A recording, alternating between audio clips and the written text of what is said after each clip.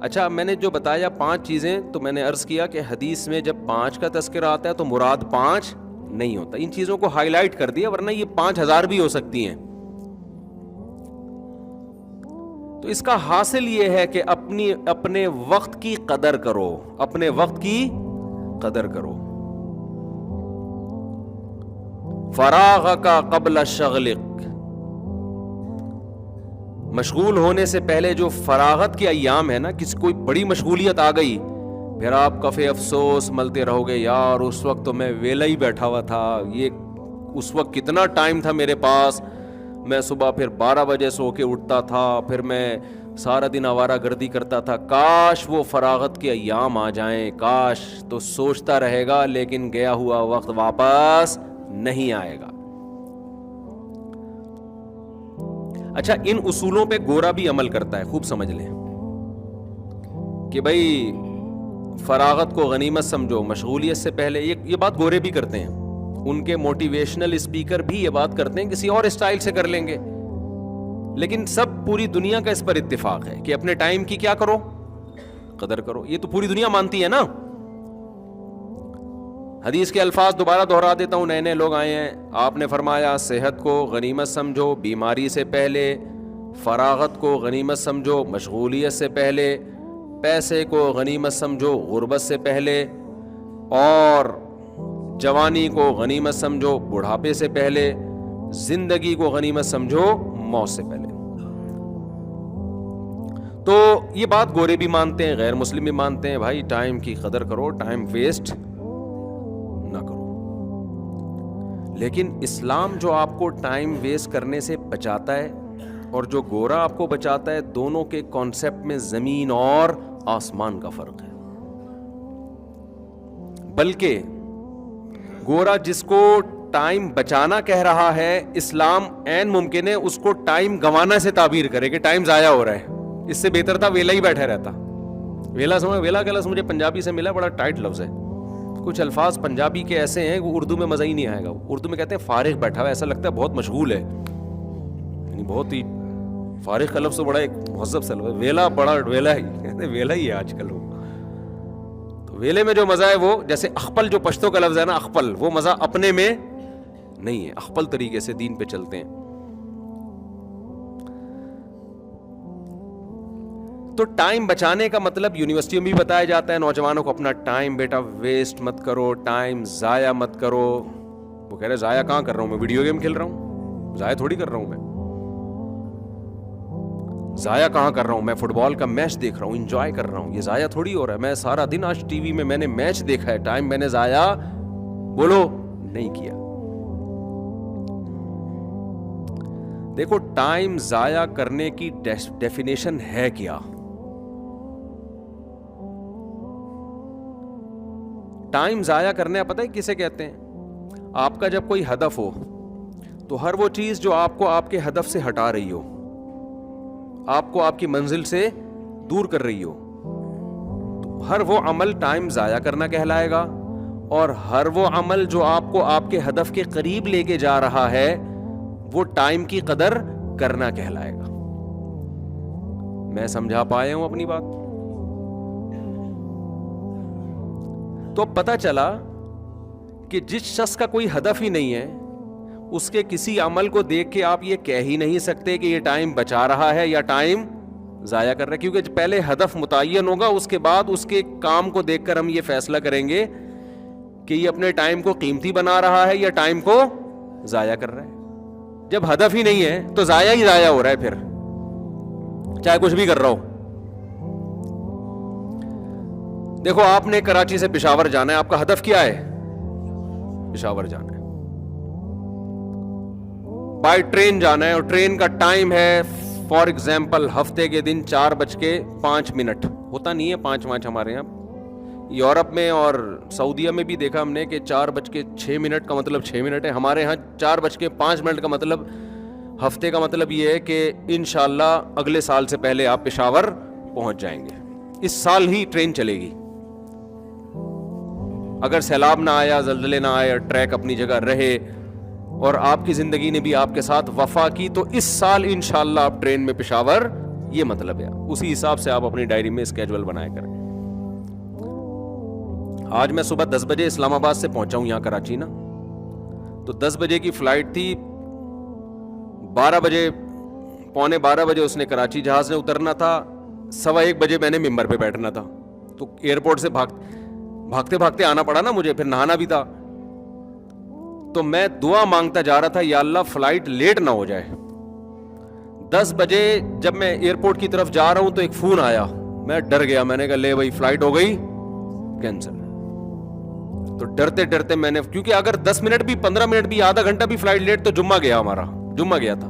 تو میں نے فون اٹھایا, جی کہہ رہے فلائٹ ٹائم پر ہے. تو مجھے اتنا خوش ہوئی, میں نے کہا اللہ تیرا شکر ہے. اور پھر اب مجھے اندازہ ہوا کہ یار آئندہ یہ رسک جمعے کے دن کبھی صبح کی فلائٹ نہیں لینی ہے, کیونکہ اس کا مطلب جمعہ کوئی بھروسہ نہیں ہے. پھر وہ ہماری جو ایئر لائنز ہیں ان کی بھینٹ, پھر انہیں سے کہو گے پائلٹ سے تو ہی جا کے بیان کر لے بھائی. تو پاکستان میں اس چیز کا بڑا آپ کو خیال کرنا پڑتا ہے کہ آپ نے کوئی کام لازمی ٹائم پہ پہنچنا ہے نا, تو آپ کم سے کم 6 مہینے پہلے کا, یہ زیادہ ہو گئی, کم سے کم 24 گھنٹے کا تو مارجن آپ بولو رکھیں. پنجاب میں میرا بیان تھا, جلسے میں خطاب تھا, بہت دور دور سے لوگ آئے ہوئے تھے, اور 15 دن سے وہ کارڈ بٹ رہے تھے, مفتی صاحب آ رہے ہیں آ رہے ہیں آ رہے ہیں. وہ لاہور اتر کے گجرانوالہ جانا تھا میں نے, تو ماشاءاللہ فلائٹ اتنی لیٹ کہ 12 بجے تو یہاں سے اڑی ہے وہ, اتنی لیٹ, پتہ نہیں 7-8 گھنٹے لیٹ. پھر ہم جب وہاں پہنچے تھکاوٹ سے حال خراب, پھر جلسے میں پہنچے, لوگ کوئی آدھا سو رہا ہے, کوئی آدھا مرا ہوا ہے, کوئی کسی کا جنازے کا اعلان ہو رہا ہے, عجیب سی میری بھی حالت وہاں بھی, اب وہ بھی بیچارے ٹینشن میں, چلو جی اب کیا بیان ہوتا وہاں پہ. تو میں نے کہا بھائی یہ سارا اس حال ثواب کس کو جائے گا, ہماری جو ایئر لائنز ہیں ان کے لیے. تو خیر یہ ٹائم کی قدر ہے ہمارے ہاں, کیا ہے قدر ہے. اس میں کچھ تو موسم کی بھی ہو سکتی ہے, جو وہ تو پوری دنیا میں ہوتی ہے, لیکن اتنا موسم ہمارے آڑا ترچھا نہیں ہوتا جتنا باہر کے ملکوں میں ہوتا ہے. وہاں پھر بھی لیٹ ہونے کا ریشو کم ہے, ہمارے ہاں بہت زیادہ ہے. پوری قوم ایک اس مصیبت میں مبتلا ہے بھائی, کوئی کام ٹائم پہ ہو ہی نہیں سکتا. تو شادیاں کا پھر ٹائم پہ کہاں ہوں گی, تبھی وہ بھی لیٹ ہو رہی ہیں. اچھا اس میں مسلمان نمبر 1 ہے, یہ ٹائم پہ ہو رہی ہیں الحمدللہ. ٹائم سے مراد گوروں سے پہلے ہو جاتی ہیں. گورا ہر چیز میں چست ہے, شادی کے معاملے میں گورے سے زیادہ سست اس کائنات میں کوئی بھی نہیں ہے. اتنا سست ہے نا, 50-55 میں جا کے سوچ رہا ہوتا ہے کہ رسک لیں یا نہیں لیں. بچے مشورہ دے رہے ہوتے ہیں اپنے ابا اماں کو, اب کر لو شادی, خدا کے لیے کچھ ہمارا بھی خیال کرو یار, کوئی غیرت بھی کچھ ہوتی ہے. ہم ڈیڈی پپا اور مما بول بول کے تھک گئے, اب اس کو لیگل کر لو. تو پھر وہ سوچتے ہیں چلو یار اس میں سست ہیں. الحمدللہ ہمارے ہاں ان کی نسبت اس میں کیا ہے, ذرا نسبتاً چست ہے. تو میں یہ عرض کر رہا تھا کہ دیکھو گورا اور ہمارے ہاں ٹائم بچانے کا تصور ایک دوسرے سے بالکل الگ ہے. وجہ اس کی ہے کہ ان کی منزل کچھ اور ہے, ہماری منزل کچھ اور ہے. عین ممکن ہے وہ جس کام کو ٹائم بچانا کہہ رہا ہو, اسلام اس کو ٹائم ویسٹ کرنا سے تعبیر کر رہا ہو. ہدف ہی الگ الگ ہے نا. ایک آدمی پشاور جا رہا ہے اور ایک کوئٹہ جا رہا ہے. ایک آدمی کہاں جا رہا ہے, پشاور, اور دوسرے کا ہدف کیا ہے, کوئٹہ. تو جس کا ہدف کوئٹہ ہے اور وہ چاہتا ہے ساری دنیا کوئٹہ پہنچے, تو جو پشاور کے رخ پہ سفر کرے گا تو یہ سمجھے گا نا کہ یہ ٹائم ویسٹ کر رہا ہے, یہ اپنی منزل سے دور ہو رہا ہے, اس کو آگے جا کے گھوم کے واپس آنا پڑے گا. لیکن جس کا ہدف پشاور ہو تو وہ کہے گا بھائی ٹائم تو ویسٹ کر رہا ہے, تجھے گھوم کے واپس ادھر آنا پڑے گا. تو مسلمان کا جو ہدف ہے وہ ہے آخرت. وہ کیا ہے, آخرت ہے, وہ دنیا ہے ہی نہیں. تو خیر آخرت کو سامنے رکھ کے ایک ہدف بنانے کی میں نے آپ کو ایک مثال دی ہے, اور ایسی درجنوں مثالیں ہو سکتی ہیں. فوج میں بھیجیں آپ اپنے لوگوں کو, آپ تجارت میں ڈالیں اپنے لوگوں کو, ہوگا وہی جو اللہ چاہے گا, وہ نہیں ہوگا جو آپ چاہیں گے. لیکن آپ اچھا چاہیں گے تو آپ کو چاہت کا ثواب ملے گا. پھر اسی حساب سے اپنی لائف کو آپ ترتیب دیں. پھر اس میں گٹر کے ڈھکنوں پہ بیٹھ کے ٹائم کو ضائع بولو نہ کریں. ڈبو میں, اسنوکر میں سارا دن ٹی وی کے سامنے بیٹھ کے میچز دیکھنا, آپ کا دیکھو جس ٹیم نے جیتنا ہے وہ جیت جائے گی, جس نے ہارنا ہے وہ ہار جائے گی. آپ کو اس سے کخ بھی فائدہ ہونے والا نہیں ہے. یا تو ہوتا نا آپ کے ٹی وی کے سارا دن بیٹھنے سے پاکستان جیت جاتا تو میں بھی بیٹھتا, پھر ہمیں بھی ملک سے محبت ہے الحمدللہ. میں کہتا یار میں میچ دیکھوں گا سارا دن بیٹھ کے, کیونکہ یہ اطلاع آئی ہے کہ اگر مفتی صاحب نے میچ دیکھا تو جیتے گا پاکستان. تو مجھے پتا ہے میرے جیتنے نہ میرے بیٹھنے, میں کچھ اپنی صلاحیتوں کو ایسے ٹائم میں لگاؤں یار جس کا میری آخرت میں مجھے فائدہ ہو. کیا خیال ہے؟ بہت زیادہ شوق ہے, تھوڑا دیر کے بعد اسکور پوچھ لیا کرو کیا چل رہا ہے بھائی مارکیٹ میں. بھائی کیوں اپنے اوقات کو ضائع کر رہے ہو یار موبائل گیموں میں؟ ہم تو حیران ہوتے ہیں جو لوگ ویڈیو گیم کھیلتے ہیں نا. دیکھو میں نہیں کہہ رہا کہ میرا ٹائم کبھی ضائع ہی نہیں ہوتا, تو انسان کوشش تو کرتا ہے لیکن پھر بھی ہو جاتا ہے کبھی کبھار. لیکن باقاعدہ نیت کر کے ضائع کرے آدمی ٹائم, یہ بہت ڈینجرس چیز ہے. جو ویڈیو گیم کھیل رہا ہے نا باقاعدہ نیت کر رہا ہے کہ میں ٹائم کو ویسٹ, ایک تو ہوتا ہے نا کوئی بن بلائے مہمان آ گیا بیٹھ گئے تھوڑا ٹائم ویسٹ ہو گیا, کوئی فائدہ بھی نہیں تھا, یہ تو چلو ہو گیا نا. یا آپ کو تفریح میں آدھا گھنٹہ آپ کے لیے تفریح کے لیے کافی تھا, آپ نے 1 گھنٹہ ہی لگا دیا. آپ نہاری کھانے کے لیے گئے تو وہاں بیٹھ کے گپے لگانا شروع کر دیا آپ نے, یہ اتفاقی ٹائم ویسٹ ہوتا ہے. لیکن آپ نے ایک ٹائم ویسٹ یہ ہوتا ہے کہ آپ پراپر نیت کریں کہ میں نیت کرتا ہوں ویڈیو گیم کھیلنے کی, پھر کھیل رہے ہیں آپ اس میں. یہ خدا کی قسم اتنی غلط حرکت ہے, اتنی غلط حرکت ہے کہ اس کی تو کوئی لاجک سرے سے بنتی ہے ہی نہیں ہے.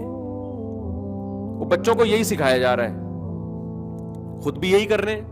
چلو بچے تو بچے ہیں, بڑے بھی یہی کر رہے ہیں بیٹھ کے. تو اس لیے نبی صلی اللہ علیہ وسلم نے فرما دیا کہ جب بیمار ہوگے نا تو ان صحت کا ایام کو یاد کرو گے, کاش میں کسی کام میں لگا دیتا اس صحت کو. کوئی زبان سیکھ لیں, کوئی نئی زبان سیکھ لیں.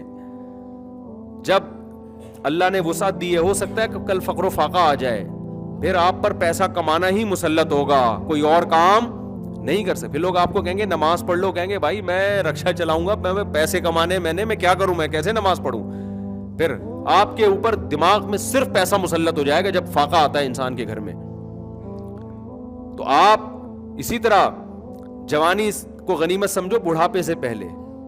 جب بڑھاپا آئے گا تو پھر جوانی کو یاد کرو گے, رو گے یار میں یہ کر لیتا, میں یہ کر لیتا. کتنے غیر مسلم جو بڑھاپے میں مسلمان ہوئے, کتنے لوگ جنہوں نے بڑھاپے میں توبہ کی, وہ کہتے ہیں کاش ہم 10 سال پہلے توبہ کر لیتے تو آج ہم دین میں بہت آگے نکل چکے ہوتے, ہم بہت کچھ سیکھ لیتے, بہت کچھ پڑھ لیتے.